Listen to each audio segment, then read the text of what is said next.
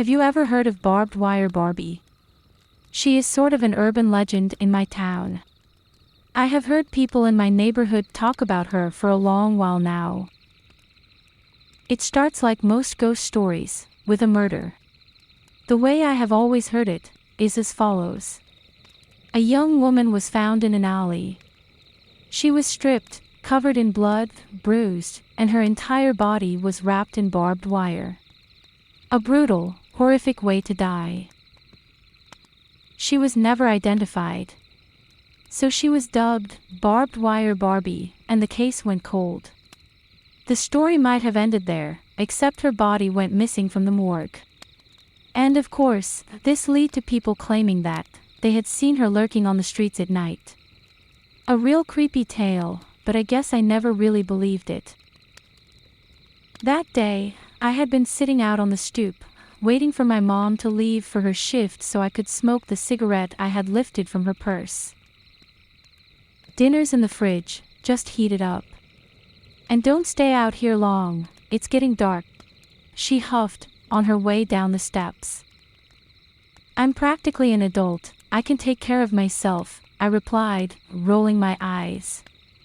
She sighed and said goodbye, finally leaving me to enjoy my nicotine fix. I walked across the road, and went out of sight, so none of our neighbors could rat on me. I sat against a wall, savoring those first few inhales.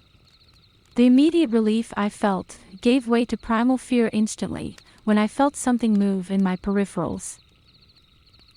Something was coming toward me. It was crawling, dragging itself ever closer.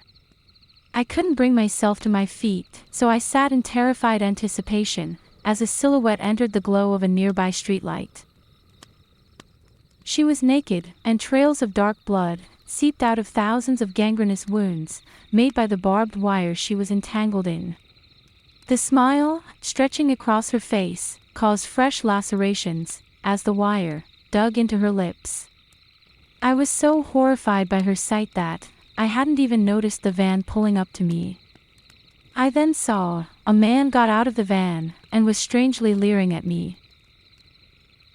"She's right here," he called, and another man appeared from the other side. "Hey girl, do you want to take a ride with us?" he sneered, as he got closer. I furiously shook my head, to show I was not interested. "Ah, that's too bad. 'Cause it looks like you're all alone." "No, I'm not," I whimpered. He turned his head from side to side, mocking me. "Ha, that's funny, because I don't see anyone." Before finishing his words, he froze, as she came into view. The scream he uttered was cut short by the strand of barbed wire that reached forward and tightened around his neck. It tore his throat open wide, as another wrapped itself around the other man's eyes and mouth. I covered my ears to escape the sounds of tearing flesh, finally finding my feet. I ran for home through a spreading puddle of red, glancing back just before Barbie dragged them into the shadows.